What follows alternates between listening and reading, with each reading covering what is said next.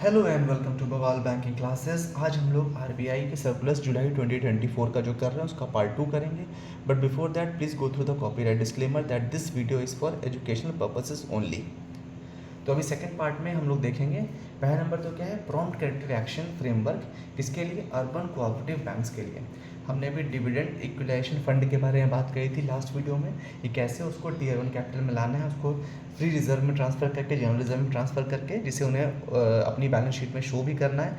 अब वही बात अर्बन कोऑपरेटिव बैंक्स के लिए कहा गया प्रॉम्प्ट करेक्टिव एक्शन फ्रेमवर्क संबंधित। तो जो करंट फ्रेमवर्क है उसके हिसाब से अर्बन कोऑपरेटिव जो जो सुपरवाइजरी एक्शन फ्रेमवर्क था, अर्बन कोऑपरेटिव बैंक्स के लिए क्या था पहले? Supervisory action framework. उसको रिप्लेस किया जा रहा है अब किससे? प्रॉम्प्ट करेक्टिव एक्शंस के लिए, जो कि आपको पता है ऑलरेडी कई बैंक्स के लिए, शेड्यूल कमर्शियल बैंक्स या आरआरबीज के लिए फॉलो होता है। ठीक है, तो सुपरवाइजरी एक्शन फ्रेमवर्क को रिप्लेस किया जा रहा है प्रॉम्प्ट करेक्टिव एक्शन से। किसके लिए? प्राइमरी अर्बन कोऑपरेटिव बैंक्स के लिए। एप्लीकेबिलिटी क्या क्या है इसकी? तो जो पीसीए फ्रेमवर्क है वो बेसिकली यूसीबी जो है टीयर 2, टीयर 3 एंड टीयर 4 उन पर अप्लाई होगा। यूसीबीसी जो भी ये स्पेशल जो भी चीज़ें होंगी, जितने भी डायरेक्शंस हैं उन सब के लिए ये एप्लीकेबल है। ठीक है, जितने भी डायरेक्शंस हैं यूसीबी के वो इन सब के लिए एप्लीकेबल है। टीयर 1 यूसीबीज जो हैं ये सबसे कम रिस्की बैंक्स होते हैं क्योंकि ये बहुत स्टेबल होते हैं, तो इसलिए ये मॉनिटर किए जाएंगे। बट ये अभी पीसीए फ्रेमवर्क का पार्ट नहीं है। ठीक है, ये चीज़ ध्यान रखिएगा, जो कि फ्यूचर में चेंज हो सकता है। एज ऑफ नाउ सिर्फ टीयर 2, टीयर 3 और टीयर 4 यूसीबीज को पीसीए में लिया गया है। टीयर 1 काफ़ी स्टेबल होते हैं तो उनकी मॉनिटरिंग होगी, लेकिन ये पीसीए का पार्ट नहीं होंगे। तो जो पीसीए फ्रेमवर्क है वो इस तरह से डिज़ाइन किया गया है कि वो जो प्रॉब्लम्स हैं उनको अर्ली आइडेंटिफाई कर सके और फिक्स कर सके, जिससे कि यूसीबीज यानी अर्बन कोऑपरेटिव बैंक्स की जो फाइनेंशियल हेल्थ है वो बिगड़ने ना पाए। जैसे हम लोगों ने नाबार्ड में कैमल्स फ्रेमवर्क पढ़ा है, कुछ तरह से पीसीए भी है जो अर्ली डिटेक्शन आपको देता है।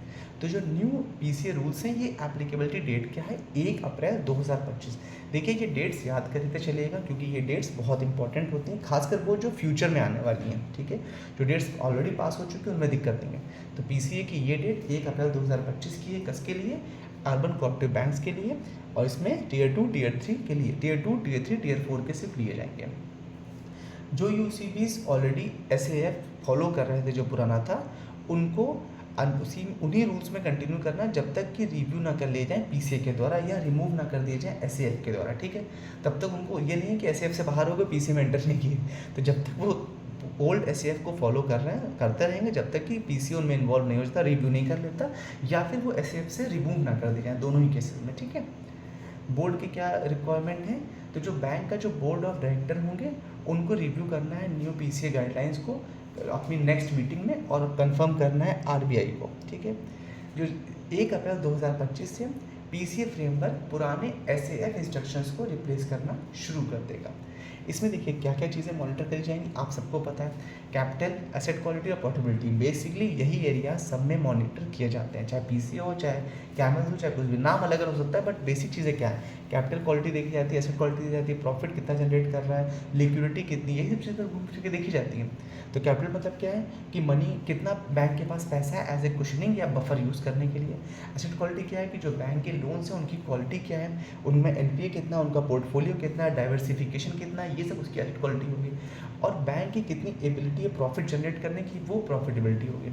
यही सारे उसके, यही तीनों चीज़ें उसकी इंडिकेटर भी हो गए। कैपिटल में क्या आ जाएगा कि बैंक के पास कितना कम पैसा है कंपेयर टू कितना रूल्स के हिसाब से चाहिए। ठीक है, एसेट क्वालिटी बैंक के पास कैसी है कंपेयर टू कितना रीपे नहीं किया गया है, और प्रॉफिटेबिलिटी है कि बैंक पैसे कमा रहा है कि लूज़ कर रहा है। ठीक है, रिस्क थ्रेशोल्ड बीपीएस यानी बेसिस पॉइंट्स, ये एक यूनिट ऑफ मेजरमेंट है। एक बेसिस पॉइंट मतलब 0.01, ये आप लोग को पता है, आप सबने रेपो रेट, रिवर्स रेट पता है आपको, बेसिस पॉइंट सिस्टम बहुत अच्छे से पता है। ठीक है, तो 1 बीपीएस इज इक्वल्स टू 0.01%, मतलब 250 बीपीएस कितना हो जाएगा? 2.5%। ये इसका बैंक के कैपिटल का एक लेवल दिया गया है। ठीक है, कि बैंक का कैपिटल 2.5% लेस देन रिक्वायर्ड नहीं हो सकता। तो थ्रेशोल्ड बताया गया है कि अप टू 250 बेसिस पॉइंट है 2.5% तक बिलो द रेगुलेटरी रिक्वायरमेंट है, और मोर देन 250 है but not extend to 400 below the requirement है। और थ्रेशोल्ड 3 में कहा गया है कि more than 400 basis point is below the requirement. ठीक है, ये चीज़ें इन्होंने थ्रेशोल्ड तीनों बता दी हैं। अब थ्रेशोल्ड बात करते हैं एसेट क्वालिटी के लिए। कैपिटल के लिए हमने बात करी 250, 250 से 400, 400 से अबव। अब एसेट क्वालिटी की बात करते हैं तो थ्रेशोल्ड 1 में कहा गया है जो नेट नॉन परफॉर्मिंग एसेट है, जो नेट एनपीए है या एनएनपीए है। नेट एनपीए और जीएनपीए क्या होता है? देखिए जीएनपीए होता है जो आपका नॉर्मल बैंक का एनपीए है वो, लेकिन जब उसमें से राइट ऑफ्स और क्या बोलते हैं उसको, जो उसमें से राइट ऑफ्स और जो आप रिजर्व करते हैं उसको क्या बोलते हैं, मतलब एक लेके रखते हैं ना हम लोग पॉइंट, किसी में 0.25 किसी में 0.4, जो रिजर्व होता है ना उसको जब अलग कर लेते हैं तो वो एनएनपीए होता है। मैं I forgot the word exact. तो एनएनपीए और जीएनपीए में डिफरेंस आप लोगों को पता है, ठीक है।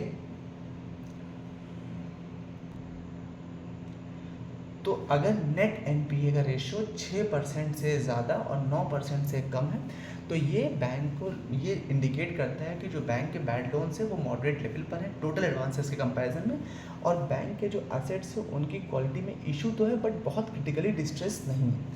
लेकिन अगर ये 9 से 12 के बीच में होते हैं, 9% ज़्यादा और 12% से कम अगर एनएनपीए है, नेट नॉन परफॉर्मिंग एसेट है, तो ये शो करता है कि जो बैंक के बैड लोन्स का प्रपोर्शन है वो एसेट क्वालिटी के कंपैरिजन में थोड़ा ख़राब है और उसमें इमीडिएट अटेंशन की ज़रूरत है।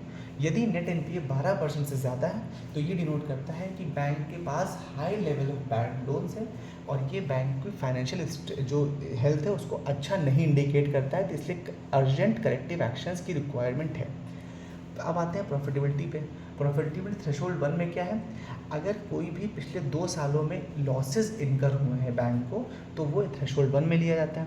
ये रिफ्लेक्ट करता है कि क्या कंसिस्टेंट लॉसेस हो रहे हैं बैंक के पास और बैंक में फाइनेंशियल चैलेंजेस कितने हैं। पीसीए इन्वोकेशन यानी प्रॉम्प्ट करेक्टिव एक्शन कब इन्वोक किया जाएगा, तो बैंक तब पीसीए के अंदर डाल दिए जाएंगे अगर कोई भी सीरियस फाइनेंशियल प्रॉब्लम्स उनकी रिपोर्ट्स में दिखाई पड़ती है। जैसे अभी मैं डिस्कस किया, अभी मान लीजिए एनएनपीए 12% से ऊपर है थ्रेशोल्ड 3 में तो ले लेंगे उसको, उसमें अगर 2 साल से प्रॉफिट नहीं हो रहा लॉस में जा रहा है तो ले लेंगे उसको। बेसिकली सबसे मेन जो है एनपीए देखा जाता है और टियर 1 टियर कैपिटल एडिकेसी भी देखा जाएगा। एग्जिट फॉर पीसीए, जो भी कंडीशंस पीसीए में बताई गई हैं थ्रेशोल्ड्स के हिसाब से पीछे अगर वो फुलफिल हो रही हैं तो आप उसको पीसीए में डालेंगे और जब वो उन कंडीशन से बाहर निकल आएगा तो आप उसको पीसीए से निकाल लेंगे। दैट इज़ वेरी सिंपल, उसमें कोई बहुत रॉकेट साइंस नहीं है। कैपिटल के एक्शंस में बताया गया क्या क्या एक्शंस हैं थ्रेशोल्ड 1, 2 और 3। थ्रेशोल्ड 1 में क्या है, रेज मनी, पैसे रेज करने हैं, मतलब और कैपिटल रेज करना है, डिविडेंड्स को लिमिट करना है और स्पेंडिंग को रिस्ट्रिक्ट करना है, ठीक है। थ्रेशोल्ड 2 में क्या गया, थ्रेशोल्ड 1 के साथ ही साथ नई ब्रांचेस नहीं खोलने दी जाएंगी, उसके लिए मना किया जाएगा। और मैंडेटरी एक्शन में थ्रेशोल्ड 3 में क्या है कि 1 और 2 तो फॉलो होगा ही होगा, मतलब पैसा रेस करो, डिविडेंड को लिमिट करो, स्पेंडिंग्स को रिस्ट्रिक्ट करो, नई ब्रांचेस नहीं खोलोगे, साथ ही साथ जो टोटल डिपॉजिट ग्रोथ है उसको भी रिस्ट्रिक्ट किया जाएगा। डिस्क्रिशनरी एक्शंस क्या क्या हैं, आरबीआई जो है इसमें समय समय पर स्पेशल रिव्यू करके या चेंज इन मैनेजमेंट करके सिचुएशन पे डिपेंड करता है कि वो क्या क्या एक्शंस दे सकता है, ये पूरी तरह से आरबीआई के डिस्क्रिशन पे डिपेंड करता है।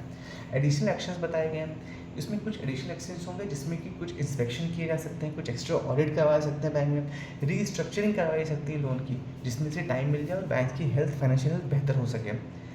Transition for all inclusive directions AID UCBs, इसमें क्या किया जाएगा, जो भी यूसीसीज ऑल इंक्लूसिव डायरेक्शंस के अंदर हैं वो उसके अंदर ही कंटिन्यू करेंगे जब तक कि वो उससे फुली कंप्लाई नहीं हो जाते, किससे, पीसीए फ्रेमवर्क से। ये हमने भी इनिशियल स्लाइड्स में डिस्कस किया था। Bank finance against shares and debentures, तो बैंक जो है वो शेयर और डिबेंचर्स के अगेंस्ट में क्या फाइनेंस कर सकता है, कैसे कर सकता है, इसके बारे में जो पुरानी गाइडलाइंस थी उसमें ये कहा गया था कि जो टोटल अमाउंट है शेयर और डिबेंचर्स के अगेंस्ट वो 20% से ज़्यादा ओन्ड फंड्स के अगेंस्ट वो नहीं दे सकते, ठीक है। ये सर्कुलर 2001 का था और इसका मास्टर सर्कुलर जो है वो 16 जनवरी 2024 का है, इसीलिए इंपॉर्टेंट हो जाता है। अब क्या कहा गया है, अब नया जो लिमिट बनाई गई उसमें कहा गया जो 20% लिमिट है वो किस पर बेस करेगी, बैंक्स के टियर 1 कैपिटल पर, जो कि मार्च 31 को उसका बैंक का होगा प्रीवियस फाइनेंशियल ईयर संबंध। इसके संबंध में जो सर्कुलर है वो 1 अप्रैल 2024 का prudential norms and capital adequacy. तो पहले क्या था कि बैंक अपने शेयर और डिबेंचर्स के अगेंस्ट 20% जो भी उसका नेट जो भी उसका ओन फंड है उसका 20% से ज़्यादा नहीं ले सकता था, लेकिन अब कहा गया ये 20% जो की लिमिट जो है वो बैंक के टियर 1 कैपिटल से संबंधित है। बैंक का टियर 1 कैपिटल क्या होता है, हम कई बार डिस्कस कर चुके हैं कि ये बैंक का कोर कैपिटल होता है जिसमें कॉमन इक्विटी आती है और सारे डिस्क्लोज रिजर्व्स आते हैं उसमें, ठीक है। इम्प्लीमेंटेशन डेट इसमें कही गई है, इसका इम्प्लीमेंटेशन कब से हो जाएगा, 1 जनवरी 2025 से। जो नया रूल है उसके बारे में बताया गया है कि 20% सीलिंग, वो भी उसके अगेंस्ट में जो भी लोन्स अगेंस्ट हैं शेयर एंड डिबेंचर्स, वो अब किसके हो जाएंगे, बैंक के टियर 1 कैपिटल से संबंधित हो जाएंगे। पहले वो टियर 1 संबंधित सिर्फ 20% सीलिंग लगाई गई थी, अब क्या है कि 20% सीलिंग लेकिन टियर 1 कैपिटल से संबंधित है, ठीक है, उसमें उसका जो पैसा है वो देखा जाएगा। बाकी सारे जो रूल्स हैं वो पिछले सर्कुलर के हिसाब से सेम टू सेम बने रहेंगे। जो चेंजेस हैं उनका बेस, उसका जो मेन एम है वो है कि इन लोन्स को जो है वो एक सीलिंग सेट किया जा सके बैंक की actual financial strength tier 1 capital से, जो कि प्रीवियस फाइनेंशियल ईयर के 31 मार्च पे दिख रहा हो, ना कि इनिशियल में दिख रहा हो, ठीक है, क्योंकि समय समय से चीज़ें बेहतर या ख़राब होती रहती हैं। Value loans, primary urban cooperatives के बारे में बताया गया है। पहली रिक्वायरमेंट क्या थी अर्बन जो मतलब प्रीवियसली क्या रिक्वायरमेंट थी अर्बन कोऑपरेटिव बैंक्स की, कि उन्हें ये इंश्योर करना था कि एटलीस्ट 50% उनके टोटल लोन्स एडवांसेस जो बांट रखे हैं वो 50% उसमें से स्मॉल वैल्यू लोन्स होने चाहिए, ठीक है। बट ये जो लोन्स हैं वो अप टू 25 लाख हो सकते हैं या टियर 1 कैपिटल के 0.2% तक हो सकते हैं और 1 करोड़ पर बॉरोवर से ज़्यादा नहीं हो सकते हैं, ठीक है। ये डेडलाइन मीट करने का जो रिक्वायरमेंट मीट करने का जो डेडलाइन था वो क्या था, 31 मार्च 24। अब इसमें डेडलाइन चेंज कर दी गई है। इसमें क्या कर दिया गया है, क्योंकि भाई यूसीबीज को प्रॉब्लम हो रही है उसको अचीव करने में, इसलिए ये कहा गया है कि अब इनको इस स्मॉल वैल्यू लोन्स का जो 50% का टारगेट है वो अगले 2 साल में करना है। और नई डेडलाइन देखिए डेट वाइज दी गई है, क्या करना है, 31 मार्च 2025 तक यूसीबीज को एटलीस्ट अपना 40% लोन स्मॉल वैल्यू लोन में कर लेना है और 2026 31 मार्च 2026 तक, सॉरी मैं 3 लिखना यहाँ भूल गया हूँ, वो उनको कब कर लेना है, ओरिजिनल रिक्वायरमेंट 50% तक कर लेनी है, ठीक है। जो भाई ओरिजिनली इनसे कहा गया है कि आपको अपने लोन पोर्टफोलियो का 50% लोन पोर्टफोलियो स्मॉल लोन में कर लेना है। स्मॉल लोन का क्या मतलब है, लोन जिसकी वैल्यू 25 लाख तक की हो, ठीक है, और 1 करोड़ से ज़्यादा नहीं हो, वो उसको उसमें काउंट कर लेंगे टियर 1 0.2% ऑफ टियर 1 कैपिटल, इनमें से जो भी ज़्यादा होगा, ठीक है, या तो 25 लाख तक की लोन वैल्यू या टियर 1 कैपिटल का 0.2% जो भी हायर हो, लेकिन किसी भी हाल में 1 करोड़ से ज़्यादा नहीं। आप समझ गए। स्मॉल अर्बन कोऑपरेटिव बैंक्स के केस में स्मॉल वैल्यू लोन की क्या डेफिनेशन है, इसकी डेफिनेशन ये है कि या तो 25 लाख तक का लोन हो या फिर टियर 1 कैपिटल का 0.2% हो, और या फिर इन दोनों को ही, अगर मान लीजिए दोनों ही ज़्यादा है, किसी भी हाल में 1 करोड़ से ऊपर का लोन ना हो, तो वो किसको मानेंगे, स्मॉल वैल्यू लोन में मानेंगे। इनको कहा गया था कि 31 मार्च 24 तक अपने 50% पोर्टफोलियो को स्मॉल वैल्यू लोन में कर लो, ये नहीं कर पाए तो अब इनको बढ़ा कर कहा गया है कि अच्छा 40% आप 31 मार्च 25 तक कर लो और बचा हुआ 10% यानी कि टोटल 50 हो जाएगा, उसके लिए कहा गया 31 मार्च 26 तक कर लो, ठीक है। बाकी अन्य सारे रूल 2020 का सर्कुलर है उसके अकॉर्डिंग कंटिन्यू, उसमें कोई चेंजेस नहीं किए गए हैं, ठीक है। जो एक्सटेंशन ये दिया गया ये सिर्फ और सिर्फ अपनी डेडलाइन से रिलेटेड दिया गया, बाकी रूल्स में कोई चेंज नहीं किया गया, ठीक है। वो 25 lakh 0.2% of tier 1 capital and 1 crore की लिमिट फिक्स है 50%। डोमेस्टिक मनी ट्रांसफ़र संबंधित जो फ्रेमवर्क है उसका रिव्यू किया गया है। ओरिजिनली प्रीवियसली क्या फ्रेमवर्क था, जो डोमेस्टिक मनी ट्रांसफ़र फ्रेमवर्क था वो इंट्रोड्यूस किया गया था 2011 में, किस लिए, जिससे कि घरेलू स्तर पर मनी ट्रांसफ़र हो सके। उसके बाद यहाँ पे सिग्निफिकेंट डेवलपमेंट हुए, पेमेंट सिस्टम डेवलप हुए, नोवेल कस्टमर प्रोसेस आ गया, जिस, ठीक है, इन सब चीज़ों के संबंधित इसमें रूल्स रेगुलेशंस दिए गए थे, डिजिटल फंड से संबंधित दिए गए थे। अब इसमें कुछ चेंजेस किए गए हैं। क्या चेंजेस किए गए हैं, पहला तो किया गया रिकॉर्ड कीपिंग संबंधित, जो भी कैश पे आउट सर्विसेज उनमें रिकॉर्ड कीपिंग संबंधित क्या चेंजेस किए गए, तो जो रेमिटिंग बैंक है उसको ऑब्टेन करना है बेनिफिशियरी का नाम और एड्रेस और अपने पास रिटेन करना है, रखना है। फॉर एग्जांपल यदि आप पैसा भेज रहे हैं किसी को भी cash based domestic money transfer के द्वारा, तो जो बैंक मतलब पे आउट हैंडल कर रहा है वो रेसिपेंट यानी जिसके पास बेनिफिशियरी जिसका पैसा जा रहा है उसका नाम और एड्रेस अपने पास रिटेन करेगा फ्यूचर रेफरेंसेस के लिए।